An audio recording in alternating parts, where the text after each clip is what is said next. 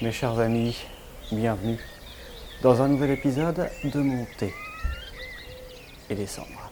Aujourd'hui, je voudrais vous présenter et déguster en votre compagnie un Horatio XL, édition limitée 2019. Alors, vous excuserez le bruit qu'il peut y avoir derrière nous, il y a beaucoup de vent aujourd'hui, raison pour laquelle on se retrouve à l'intérieur. Donc ce Robusto a une cape de l'Équateur, une sous-cape du Nicaragua et une tripe avec un mélange de Nicaragua et de Costa Rica. J'avais précédemment dégusté avec vous un autre Horatio qui ne m'avait pas semblé fantastique. Donc c'est un petit peu une deuxième chance que je donne aux fabricants. Ceci étant, je garde un esprit neutre et j'espère que ce cigare va me faire changer d'avis à propos de ce fabricant. La cape me semble plutôt belle. Les nervures sont exactement ce qu'on va chercher. Un petit peu de nervures, mais pas, qui ne sont pas trop, ni trop apparentes, ni trop, qui ne vont pas créer trop de texture au toucher. La cape est à mi-chemin entre une cape grasse, il y a du gras, elle est brillante, mais elle est aussi un petit peu, j'ai presque envie de dire râpeuse. Évidemment, c'est une exagération. Il y a pas mal de défauts, de petits défauts qui ne sont pas méchants. Alors, au nez, ça sent très bon. On a, la première chose que je sens, c'est du poivre blanc.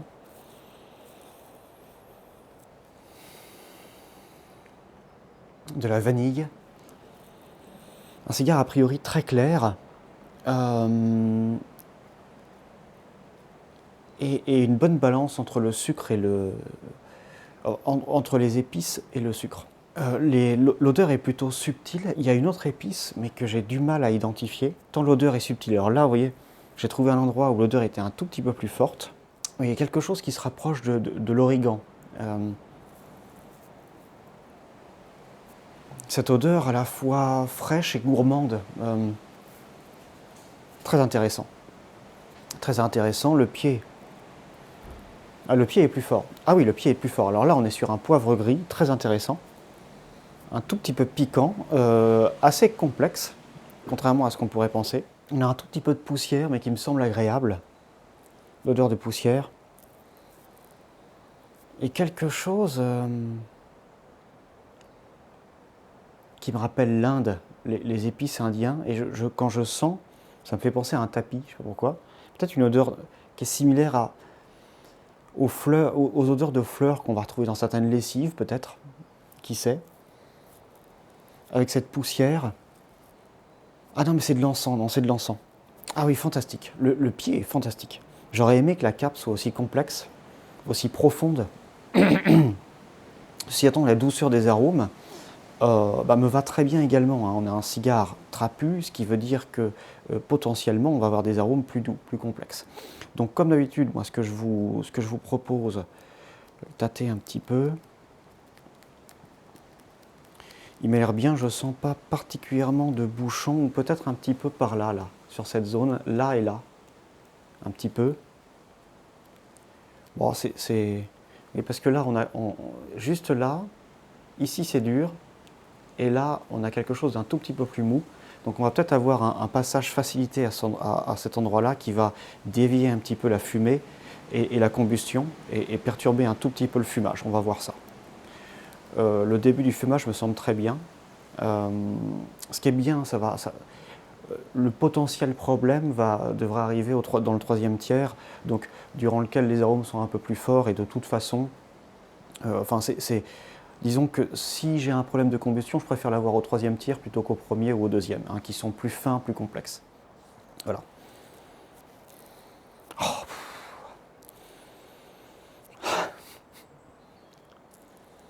Là, je suis sur un marché, sur une île paradisiaque. On a plein de saveurs, c'est frais comme le matin. C'est fantastique. Fantastique. Donc, comme d'habitude, moi, ce que je vous propose, c'est qu'on ouvre notre cigare Eh bien d'abord avec une petite ouverture, la plus petite possible, et puis ensuite on va monter en taille si la combustion ne nous plaît pas, si le tirage ne nous convient pas. Excellent tirage. Je suis même surpris, il me paraît même un petit peu léger, enfin un petit peu facile.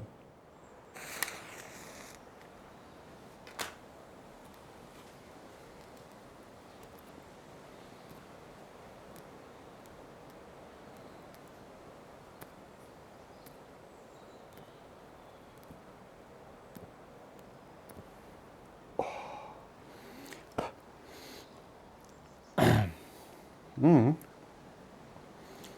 Mmh.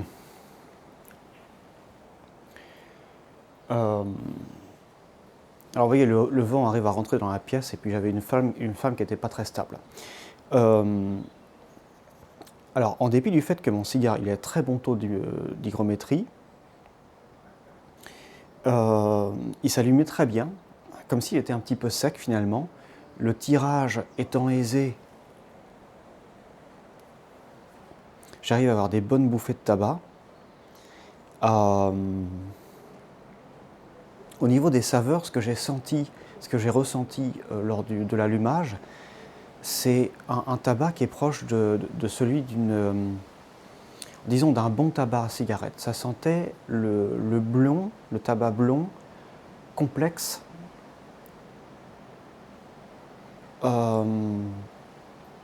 Ouais, c'est la meilleure description que je puisse en faire. Et juste un peu plus tard, là je commence à avoir de la complexité, mais avec beaucoup plus de finesse. Mais c'est amusant, j'ai l'impression que il y a à la fois une certaine douceur des arômes et un caractère dormant. Une puissance aromatique qui est en sommeil pour l'instant. J'ai des arômes de noix de pécan, là.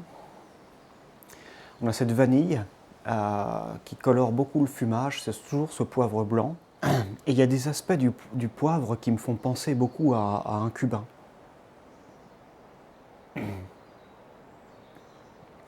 Cette sorte de... oui, c'est une odeur de poivre, d'un poivre très complexe aussi. Un poivre oui, de grande qualité, qui aurait 1000 fois plus de dimensions qu'un poivre bon marché. Hein, il est varié, il est complexe, il est profond. Qu'est-ce qui me fait... Il y a quelque chose qui me fait penser aux îles. Alors c'est très agréable parce qu'une toute petite bouffée me délivre beaucoup d'arômes et de fumée. C'est pas spécialement long en bouche, mais on a beaucoup à méditer. Quelque chose qui me ramène à cette idée d'île paradisiaque, et peut-être que ce sucré est sucré à la façon d'une noix de coco. Oui, c'est la meilleure façon que j'ai de décrire ce sucré. Et là, j'ai l'impression que je n'ai plus de vanille, j'ai ce sucré de noix de coco. Très amusant. Oui, écoutez, on dirait presque on a l'impression d'avoir en face de nous un cigare qui est aromatisé à la noix de coco. Là, plus j'y pense et plus cette noix de coco m'envahit l'esprit. Elle est là, elle est présente. Hein. Oui, c'est incroyable. J'ai vraiment... Même là, c'est presque un bonbon, là. Presque. Incroyable. Et un sucré qui n'a rien d'artificiel. Hein. Tout ça donne une impression de saveur très naturelle, donc avec toute la profondeur d'une saveur naturelle.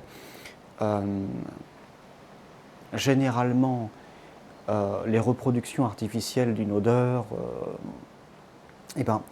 vont perdre énormément en dimension. C'est une pâle copie de la réalité.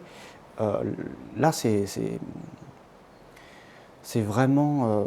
on a cette profondeur avec un certain fondu qui est très intéressant. Je ne sens pas de boisé. Et j'ai du mal à... J'ai l'impression que le poivre est parti également. Là, j'ai l'impression de n'avoir plus que cette noix de coco, finalement.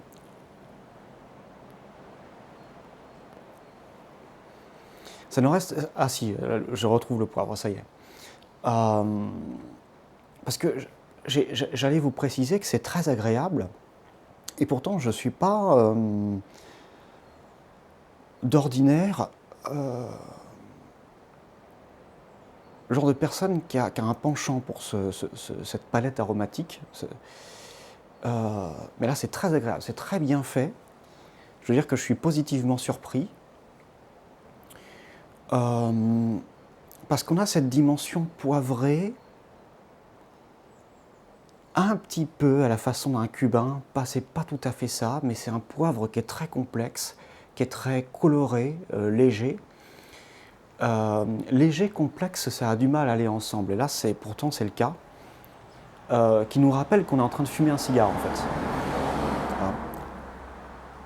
fait. Et un cigare de qualité, avec des bonnes feuilles. Oui, ce qui est amusant, c'est que, en dépit de cette présence de noix de coco, c'est un produit qui reste... donc on a les arômes d'un cigare.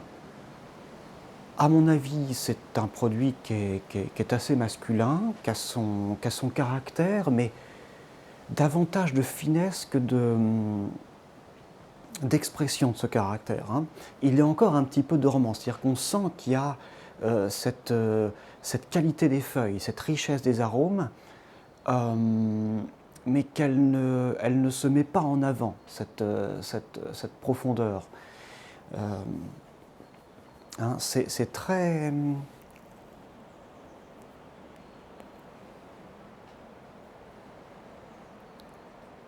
Il y a beaucoup d'humilité en fait dans cette palette aromatique. C'est comme un champion de judo par exemple qui ne laisse pas entendre qu'il sait se défendre. Là on a un tabac très capable sur un plan aromatique qui pour un débutant va sembler gourmand, attirant, et pour une personne un peu plus expérimentée qui va aller déceler les arômes de fond, on va sentir toute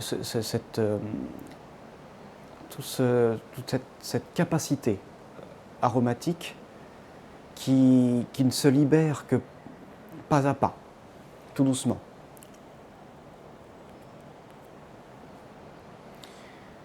Encore une fois, un cigare très doux, sans la moindre vulgarité pour l'instant, et très intéressant. Alors, une chose que je note en revanche, c'est que la cendre n'a pas une très bonne tenue, donc on a des couches. Hein, la cendre d'un cigare généralement brûle par strates. Hein. D'ailleurs, on peut juger un petit peu de la construction d'un cigare en regardant la cendre. Et là, j'ai les couches externes, donc la cendre qui est le résultat de la combustion de la cape, c'est cette première couche de cendre qui se décolle, hein, et qui me salit un petit peu. Hein. Donc, un cigare qui serait un petit peu délicat de fumer à l'intérieur. Je retrouve de temps à autre cette noix de pécan. Donc on a quelque chose de sur un plan aromatique, on commence à déceler des noix, des fruits à coque, on se rapproche d'un boisé, hein, qui est extrêmement commun dans le monde du cigare. Le boisé, c'est ce lien qu'a le tabac, la plante à la terre, hein, et ce sont ces arômes qui l'ont nourri durant toute sa croissance qui vont ressortir lors du fumage. Et généralement, c'est la base aromatique. Et là, ce qui est amusant, c'est que, à mon avis, elle n'est pas présente. Hein. Je ne sens pas de dimension boisée. Et pourtant, en dépit du fait que ces fondations qu'on a d'ordinaire sont absentes, on a un cigare qui me semble très équilibré. Ça n'a pas vraiment de sens. Alors, a priori, pour l'instant, c'est un produit à part entière. C'est un cigare qui n'est pas comme les autres. Pour moi, on marche sur un territoire nouveau, hein, ce sont des terres inconnues. J'exagère pas, hein, c'est vraiment spécial. C'est une édition limitée de 2019, donc une sorte de millésime quand même. Donc je m'attendais à avoir une sorte d'histoire autour du cigare, quelque chose qui, je sais pas, qui nous évoque peut-être un souvenir des concepteurs de ce cigare ou une anecdote concernant l'histoire de la marque, quoi que ce soit, il n'y a rien. Il y a eu une édition limitée 2017 et peut-être d'autres encore avant. Et d'après mes recherches, c'est un cigare qui a été fabriqué à Esteli. Ce qui me surprend également parce que d'après ce que j'ai pu lire à propos d'Horacio, bah, la rencontre des trois créateurs s'est faite au Costa Rica. Donc on a un peu de feuilles du Costa Rica, mais pas tant que ça.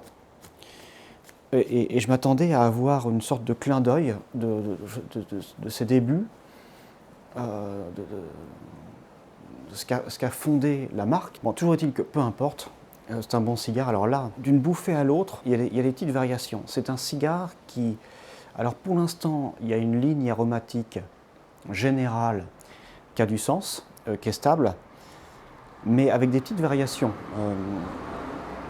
d'une bouffée à l'autre. Là, j'ai l'impression qu'il se renforce un tout petit peu et lors de ma dernière bouffée, eh ben, j'ai senti du boisé.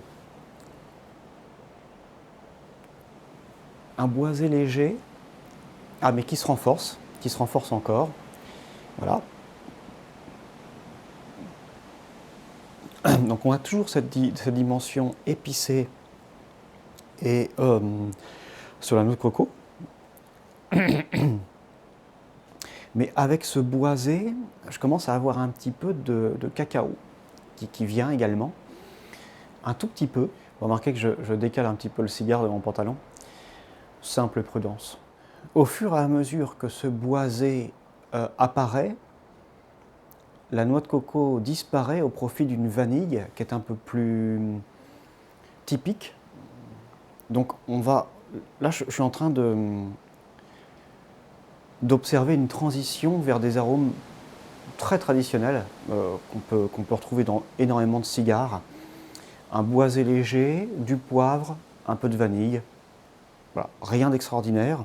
Le boisé est intéressant, on commence à avoir un peu de longueur en bouche. Je commence à sentir un petit peu de brûlé à la façon d'un café torréfié.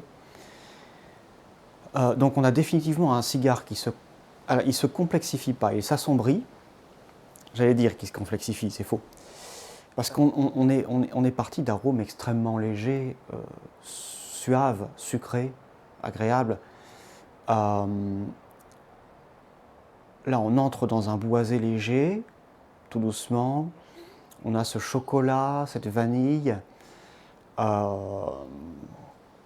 Commence à avoir un tout petit peu de café.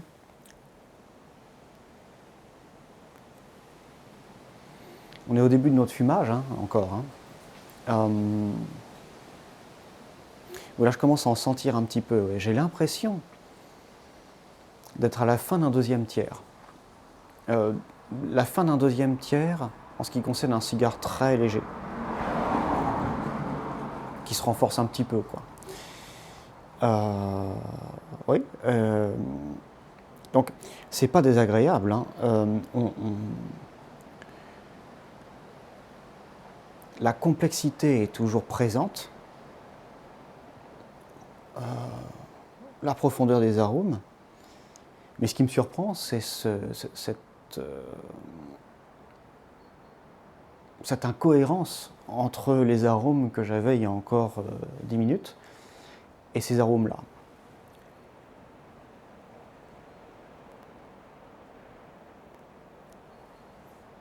C'est-à-dire qu'on passe assez soudainement d'un monde à l'autre, finalement. Alors, je tapote mon cigare, la cendre semble tenir, non, elle ne tient pas. Donc je suis en train de me dire que ça y est, ce caractère dormant, caché un petit peu, eh bien, il s'expose au grand jour. Mais dans cette expression de caractère, on garde énormément de légèreté, hein. Ça reste un boisé léger, j'insiste là-dessus. On n'a pas de sous-bois, on n'a pas de terre, de champignons, de choses plus sombres, plus organiques, plus humides. Là, ça reste clair, léger. A priori, pour l'instant, c'est un cigare qui ne me dérangerait pas avant un repas. Le poivre a tendance à devenir plus flou. Il est moins, il a plus de complexité. Il commence à se mélanger un petit peu de façon désordonnée, à se boiser léger. La vanille est toujours complexe, intéressante, gourmande. Elle aide à contrebalancer finalement ce boisé.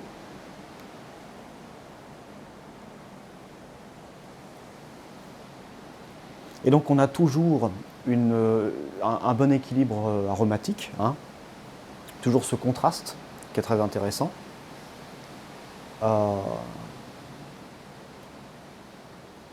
Beaucoup de vent. Le poivre, c'est plus vraiment du poivre, c'est une sorte de mélange étrange entre du poivre et de l'encens qui participe au bon équilibre du tabac, parce que j'ai l'impression que ça consolide un petit peu cet arôme de boisé et ça révèle une impression de caractère alors que le cigare reste très léger. De temps à autre, j'ai des arômes de tabac froid qui pourraient me faire penser qu'il y a des problèmes de combustion, mais j'en remarque aucun, hein. Donc la combustion, pour l'instant, il n'y a rien à dire. Je n'ai pas eu besoin de dégazer, je n'ai pas eu besoin de rallumer mon cigare, tout se passe à merveille. J'ai un rythme de fumage qui est plutôt lent, parce que je sens que je peux me le permettre avec ce cigare. On a toujours, vous voyez, le cigare fume, donc il se consume toujours, il n'est pas en train de s'éteindre. J'ai toujours beaucoup d'arômes qui s'échappent de cette fumée, et donc si je veux faire perdurer un petit peu créer de la longueur en bouche en quelque sorte, oui, ou la prolonger, je peux toujours rapprocher mon nez et sentir un petit peu de loin ces arômes. Ça peut aider aussi, alors sans tirer une bouffée de tabac, à confirmer un doute ou à chercher un petit peu des choses, des arômes plus cachés, plus complexes, hein. Parce que en respirant la fumée de loin avec le nez, les papilles gustatives du nez sont un peu plus sensibles que celles de la bouche, donc on va avoir des arômes plus complexes. Mais ça veut dire aussi qu'on peut vite anéantir sa sensibilité aux arômes les plus complexes. Il faut aussi noter que lorsqu'on respire de la fumée avec le nez, il n'y a rien à faire, ça va droit dans les poumons, hein. Donc je fais en sorte que cette fumée soit la plus éparse possible, qu'elle soit en faible quantité, je prends juste de quoi sentir quelques arômes, et c'est tout, hein. On a bien assez de la bouche, normalement, pour déguster un cigare. C'est un petit complément dont, à mon avis, il ne faut pas abuser. Concernant notre cigare, on a toujours quelques fluctuations. C'est-à-dire que le café que j'avais commencé à sentir, disons fin premier tiers, début deuxième, il a disparu. Là, alors le boisé est toujours là, la vanille est toujours là. On est sur un boisé poivré pour l'instant.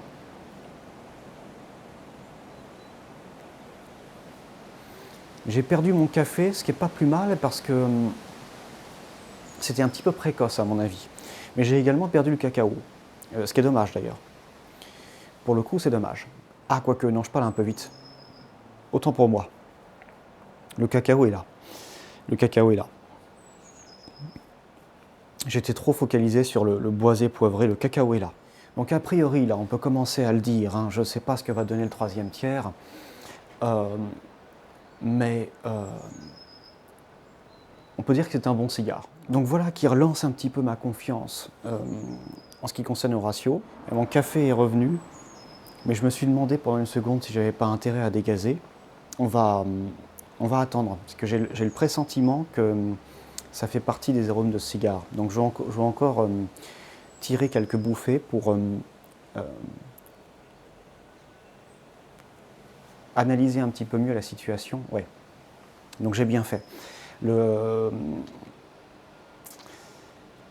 je commence à avoir un arôme de cendre, ce qui normalement n'est pas du tout bon signe. Mais alors, dans ce cas précis, bizarrement, c'est agréable. Un arôme cendreux agréable qui se mélange à alors, c'est pas tout à fait du café torréfié, mais on commence à avoir... ça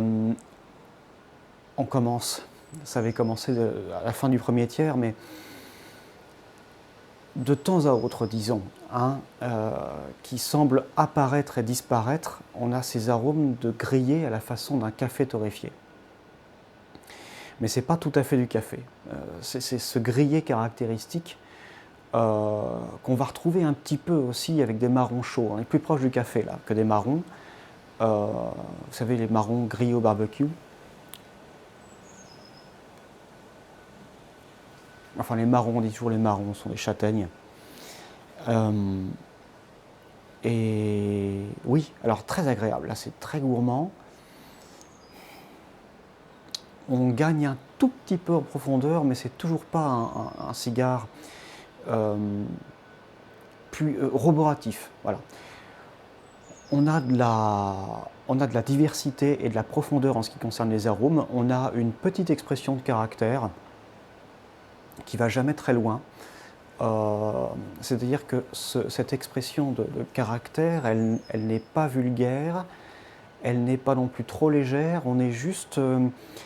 C'est juste ce qu'il faut pour vous apporter de la complexité aromatique, un petit peu de roborativité, mais pas tant que ça. Comme je le disais, et je maintiens cette impression, c'est un produit que je me vois très bien fumer avant un repas, en apéritif par exemple, sans gros problème. Mais je me vois également le fumer après un repas. C'est-à-dire que je le vois bien m'accompagner pour la digestion d'un bon repas. Ça serait un tout petit peu juste, mais ça pourrait suffire. Avec cet arôme grillé dont je vous parlais, un petit peu la façon d'un café, le boisé a tendance à se diriger. Alors on est parti d'un boisé léger, je l'ai dit plusieurs fois, on se dirige vers un bois, une forêt de pin. On a ces arômes caractéristiques des résineux, avec ces épices un petit peu torréfiées en quelque sorte. On va retrouver cet univers-là. Ah oui, là ça y est. Là ça y est, j'ai eu de l'amertume. Définitivement, c'est sûr, il va falloir dégazer. Ah oui, j'ai eu pas mal d'amertume. Bon, quand on aime véritablement le cigare, ça fait partie de l'expérience. C'est pas particulièrement désagréable. C'est amer à la façon d'un pamplemousse peut-être.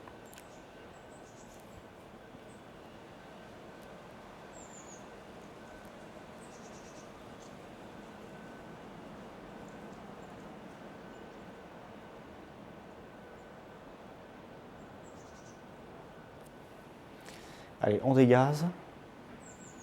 J'ai un tout petit bout de cap, voilà, qui s'est décollé.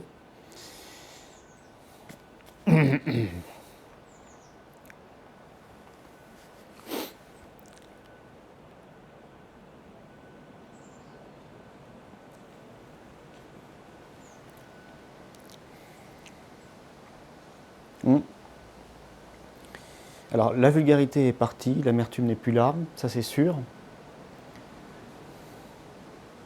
Ceci étant, j'ai toujours... assez peu de complexité. On va le laisser respirer et voir ce qu'il en est. Parce qu'on a encore, c'était un cigare assez court, on a encore un bon moment de fumage là, hein. C'est pas du tout terminé normalement, hein. Et si vous vous rappelez bien, c'est aussi l'endroit où j'avais senti des petits problèmes de construction qui n'avaient pas l'air bien méchants. Mais ça peut expliquer ces légères variations aromatiques. C'est pour ça que la construction d'un cigare est si importante, hein. Le moindre défaut de construction va avoir un impact direct sur le goût du cigare.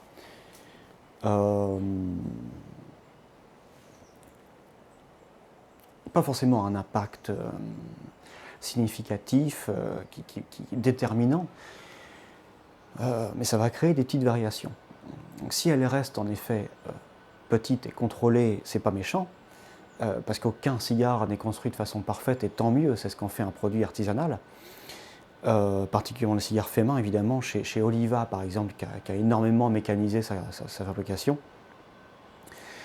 Oliva, ils font d'excellents cigares, hein, mais c'est vrai il y a énormément de régularité parce que c'est fait à la machine. Et voilà, donc, on a moins cet ensemble de petits défauts qui vont constituer le caractère d'un produit. Donc ce que je vais faire, c'est que je vais attendre un petit peu, me rafraîchir la bouche et puis reprendre mon fumage. Et alors pour nous rincer la bouche, ce que je vous propose aujourd'hui, c'est qu'on déguste un maté. Donc, yerba maté, c'est une boisson d'Amérique latine. Ma compagne a des origines d'Argentine et donc elle en boit presque tous les jours. Celui-ci est un maté assez connu,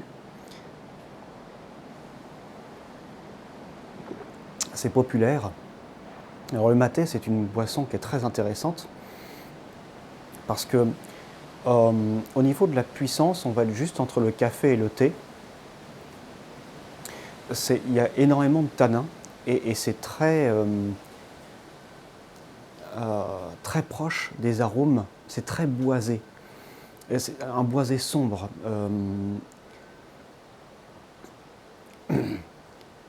Ouais, et c'est à la fois herbacé, résineux, et boisé, un boisé profond, intense.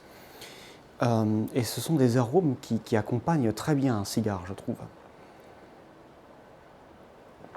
Alors ça se boit dans un contenant en bois qui s'appelle le maté, avec une paille qui va filtrer évidemment les herbes.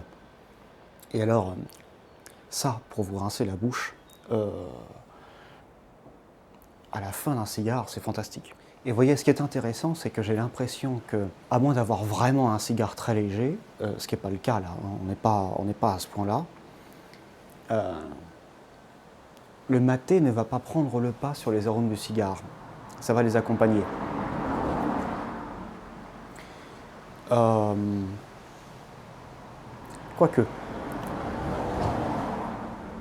Quoique, disons que je suis en train de découvrir que c'est...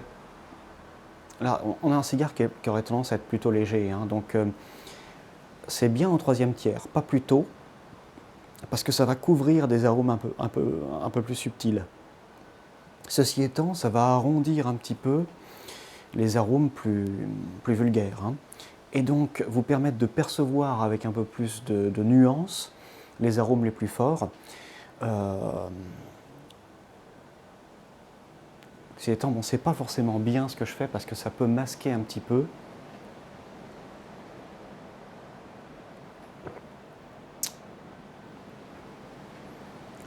les défauts du cigare. Donc ce que je vais faire, c'est que je vais finir mon maté. C'est pas forcément une boisson qui est recommandée en dégustation. Je vais finir mon maté et je vais continuer ma dégustation de cigares. On va faire comme ça, c'est très plaisant. Donc cette présence de tanin, c'est ce qui va nous intéresser, hein. C'est ce qu'on va retrouver dans les bons cigares, dans le bon tabac, dans les bons vins, etc. Le thé, café. Il semble y avoir un lien entre le tanin et le plaisir. Je retire ce que je disais, c'est un cigare trop léger pour l'accompagner d'un maté. Là, je Je sens quasiment plus rien, à vrai dire, il me semble de nouveau léger, vanillé, sur un poivre léger. Alors j'ai toujours... c'est pas comme si je retrouvais ce poivre blanc du départ, hein. Là j'ai un poivre plus sombre, donc ça j'arrive à m'en apercevoir, mais c'est trop léger. Enfin le maté est trop puissant. Je suis également en train de m'apercevoir, mais ça c'est peut-être dû justement à ma pause, d'un problème de combustion. Enfin c'est pas un problème de combustion, c'est ma faute, hein. Avec une allumette, vous voyez, on a un contrôle qui est très intéressant. On va juste s'occuper de cette partie. Oh là là, le vent, le vent, le vent. Ah, j'ai un petit peu d'amertume. Il lui faudrait un dégazage, mais pour l'instant, je trouve ça agréable. Et on va attendre que ma bouche se... Ça sert à rien que j'affine les arômes du cigare. Tant que j'ai encore cet arôme de maté dans la bouche. Mais je retrouve cette forêt, ce boisé léger, très agréable. Ce poivre et cette... Alors on n'a plus de vanille, parce qu'il s'est assombri, mais je retrouve un petit peu cette ambiance de cigare plus traditionnelle, disons. Les deux premiers tiers sont... Alors le second tiers, il ne se distingue pas particulièrement d'autres cigares. C'est bon, on a de la profondeur, sans plus. Un peu de variété, donc un tout petit peu de complexité, mais pas tant que ça. Troisième tiers, il aurait tendance à se vulgariser, hein. J'essaie de le sauver avec des dégazages, mais tiens d'ailleurs j'ai oublié d'en faire un, alors on va en faire un tout de suite. Donc second dégazage, j'en avais fait un au début du troisième tiers, fin deuxième, début troisième. Non, là pour moi il a perdu toute complexité. Avant de boire le maté, j'en étais encore à ce résineux, qui est là, mais il est trouble, il est confus, il est là sans être là. J'arrive pas à séparer les arômes, là on a un genre de méli-mélo qui n'est pas désagréable, mais qui est pas intéressant en ce qui concerne une dégustation. À la suite d'un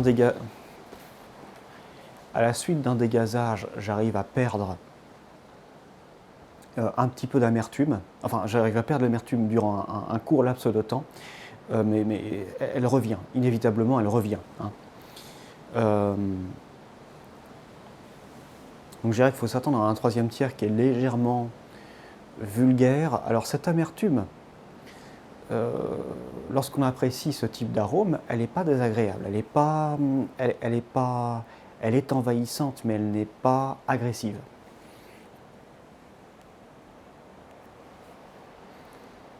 Ça nous éloigne un petit peu d'autres profils aromatiques. C'est comme je le disais, elle est envahissante, hein.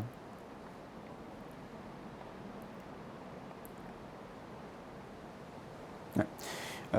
Dans ce millimilo, bon, je sens des choses, mais je dirais qu'on est presque à mi-chemin entre le ressenti et l'interprétation, parce que c'est vraiment flou. J'ai l'impression d'avoir un petit peu de vanille, j'ai l'impression d'avoir... Alors j'ai un petit peu de torréfié, mais c'est très très très lointain. Un petit peu de boisé. C'est... Oui, ça me semble pas avoir beaucoup d'intérêt là. C'est dommage parce que bon, il n'est pas fini ce cigare, hein. Il n'est pas fini.